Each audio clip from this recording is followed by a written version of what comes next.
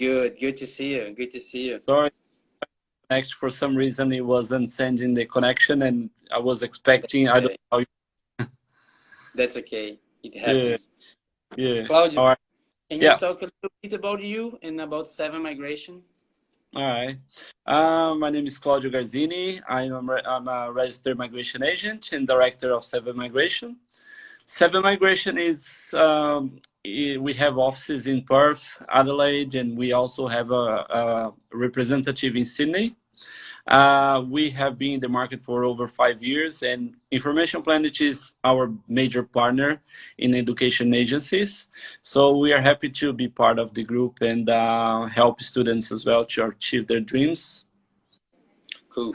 So I was talking with Marcos and Victor about the course of Business Information Systems, the Masters. I would like to know if I study this course, if I'm eligible to migrate to Australia. Well, this is an interesting course, especially because it's a bachelor's degree, right? So when you study the bachelor degree, you already have a big advantage and a big possibility of achieving a permanent residency because you will have the graduate visa, the 485 visa of up to 3 years, depending on where you study. 2 year, one renewable for another 1 year, and that is a major key to achieve permanent residency nowadays. Why? Because you most students will have to work or do like some kind of program after they complete their courses, and the graduate visa, the 45, comes to help you to achieve the experience you need in order to achieve permanent residency. So it's not as simple as just study the course and apply for a visa, but it offers very good possibilities and pathways. Obviously, we will have to discuss and make a plan on how you will meet the requirements after the course to apply for your visa. But it's a good pathway. Usually, it's a good course to start building your pathway. No, that's really good to know. So it's a business course or IT course? Which is the assessing authority? And there's a different pathway to other IT courses? Well, it is like Marco said, it is a big bit of a mix between business and IT. All If right. you search on Cricos, it is classified as an IT course, and that is important for migration purposes. But there are many occupations in the list that are a mix of business and IT. So we can explore some occupations. I'll give some examples here, like the ICT business analyst, which is an IT occupation, but is very related to business, right? So there are other occupations as well, like, for example, ICT project management, Right. project manager, which is a business and IT mixed occupation. There's the ICT sales representative. Again, it's a mix of IT with business, so you need to have a bit of knowledge on both fields. There's ICT business development manager is also on the list. So there are many possibilities for us to explore. The biggest key on how we're going to find the pathway for you would be how you're going to build your electives. This will be important for when we will apply for either ACS, in case you will be pursuing a more IT field of the course, or VETASES, if you are going to pursue a more business career after this course. But another major key in your migration plan will be what you're going to do after the course. What's going to be your employment? So, because this is a very broad course, you will be studying IT and business combined. It will depend on how is going to be your employment after the course. So if you finish the course and you find a job in a business environment, maybe we will have to explore some business occupations. But if you finish the course and you go for the more IT, if you want to work with IT and you find a job in IT, then we have to check what occupations in IT will fit your employment after the course. But the course is a very good starting point, which will give you many possibilities, and we have to check how is going to be built your electives and your employment after the course. Okay, so what is the difference between business information systems and business analytics, talking about migration purpose? The business information system will be an IT core course. So a business analyst is a person in the Skills Assessment Authority is the Australian Computer Society, and that shows us that it is an IT company, is an IT course in its core. Business analytics is more of a business course. So we will have to explore other occupations, maybe a market research or something like that. It is not going to be an ACS, Australian Computer Society occupation. So the Skills Assessment Authority will have to be a business, more business related, such as VETASES, and not IT. So business analytics is more business, and business information systems is more IT, but you can combine a little bit of business as well. Okay, so I will tell you more about what my students are asking me when they come to quote with me. So most of the time, the students are thinking of doing a master in IT to apply for a position available on the list. However, some of them, they avoid to study course with the name business. So I will find a position in the skills list to apply if I study business information systems. Yeah. There are many occupations that combine business with IT, right? So, for example, ICT business analyst. So it is in the medium long-term list. It is available, for example, in New South Wales. It is available in Adelaide.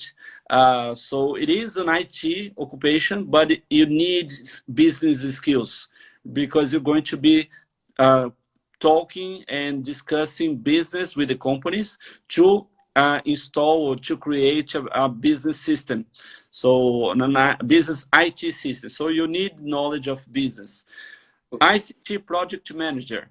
ICT project manager, you need knowledge of IT, but in its core, it is a business combined occupation. So you need skills in IT and in management. ICT business development manager. It is on the list. It is on the list. Maybe if you look on each state's list, you won't find this occupation as often. But it is in states, for example, in regional states such as South Australia, they have these occupations there. So there are still pathways for people to apply if they study this course, and if they find their pathway through the ICT business analyst, for example, it is in the medium long, and most of the states will have this occupation on the list. Maybe not at the moment because of the pandemic, but historically, is in many lists have these occupations. Okay, so do I need to study a master, or is there the same migration pathway with bachelor if I want to apply for these positions? There's the same migration pathway as a bachelor, as a master. It doesn't make any difference. The only thing is that when you study, you have to work after you complete your course. So it's very important, the 485, which is available regardless if you study a bachelor's degree or a master's degree. So it is exactly the same pathway. So it won't change anything. If you already have a bachelor, I don't know if the TOR will require you any other related field in your bachelor, probably not. But you can go directly to a master's degree, and you will have the same pathway as you did if you studied like a bachelor's degree. Okay. Could you please explain to us the steps to migration pathway with the Master in Business Information System? All right. So when you complete the course, you have the first step, which is the qualification. ACS, the Australian Computer Society, will require a combination of work experience plus qualification. So you will go for your graduate visa and you already have your qualification. What you need to do is to gain work experience. And you can work as a business analyst, a project manager, a development manager, a sales representative, whatever you work, you can do the skills assessment with Australian Computer Society for that occupation that you have been working on. After you complete your skills assessment, we have to check your points score to see what visas you qualify. And also we have to check availability of your occupation on the state you have been working. So let's say it is at the moment it's not available, for example, in Victoria. So if you study in Melbourne, you probably won't have a pathway at the moment to apply for a skill visa. But we can check if you don't have any other pathway, for example, an employer sponsor visa, which is also a possibility because you will have 2-year work experience during your graduate visa if you find a job. And we can explore also employer sponsor visa. But usually you just have to finish your course, find an employment, apply for your skills assessment, and find the state that has the occupation available in their list and see what the states want from you.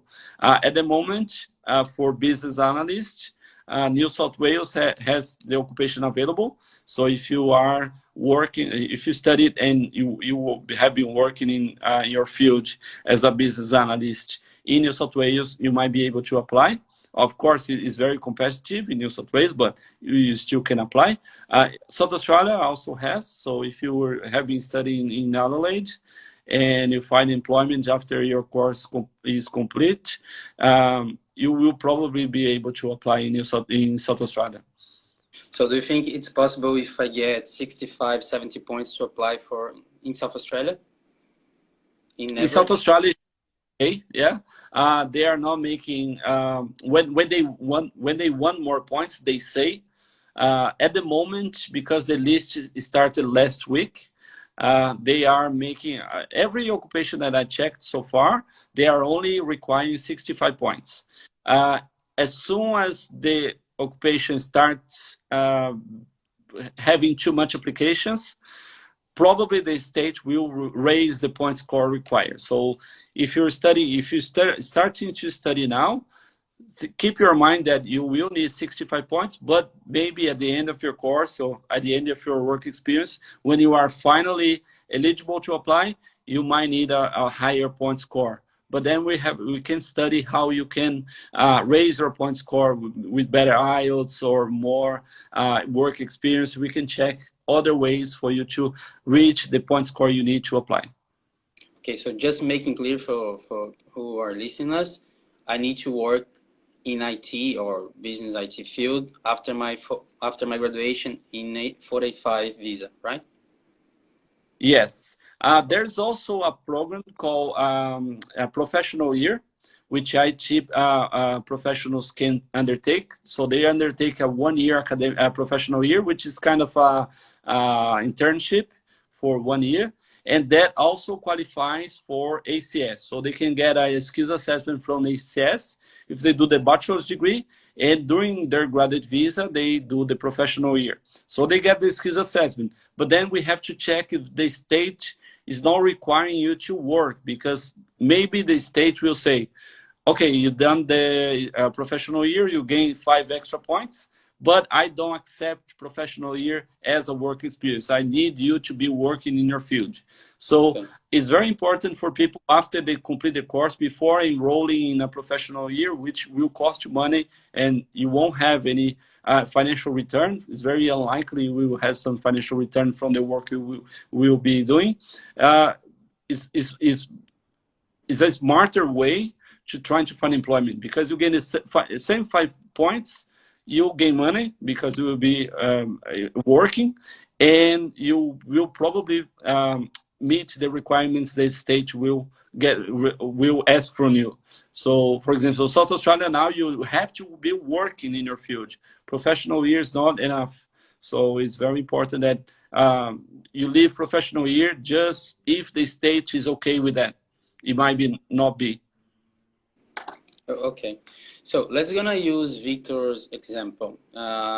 He had no experience before in this sector in IT, and he decided to do the master. Uh, does he has a pathway for PR? Yeah. Obviously, you don't need previous experience. It's not a requirement. But like I said, like he said, it might be challenging. The course might be challenging because you don't have any background, and if you pick too many subjects in IT, it might be a challenge for you.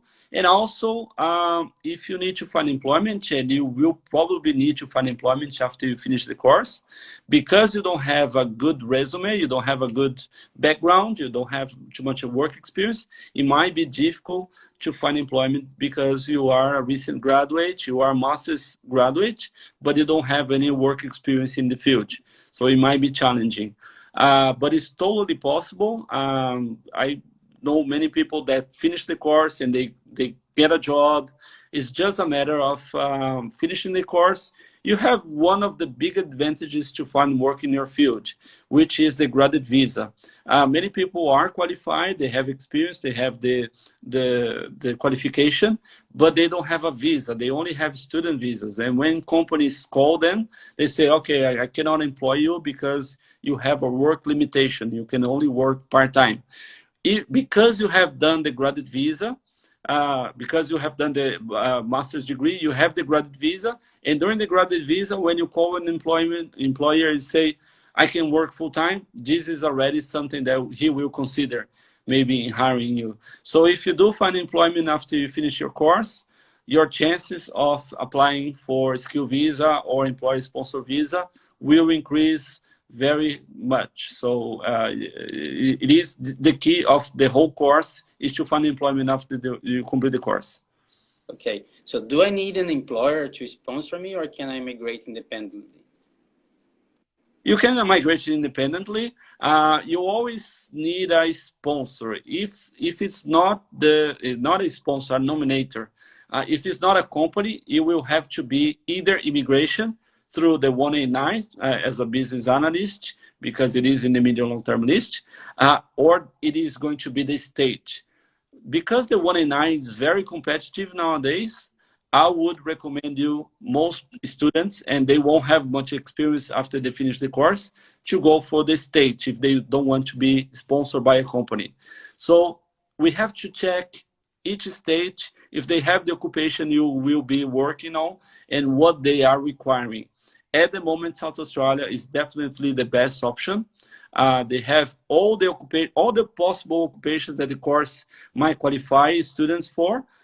South Australia has on their lists, and they always only require people to graduate in Adelaide and work for a little while after you complete the course. If you have already started your course in New South Wales or any other city, it's fine, as long as when you complete the course, you move to a state that has your occupation on the list, and you do whatever the state is requiring from you, which will probably be a work experience in the field. So if you secure employment after the course in a state that has your occupation on the list, the pathway will be open for you. It's going to be very likely you will have a good pathway, regardless if you don't have an employer to sponsor you. Cool. So you mentioned now South Australia. There is any different to study in a regional area or in the major cities for migration pathway? Yes.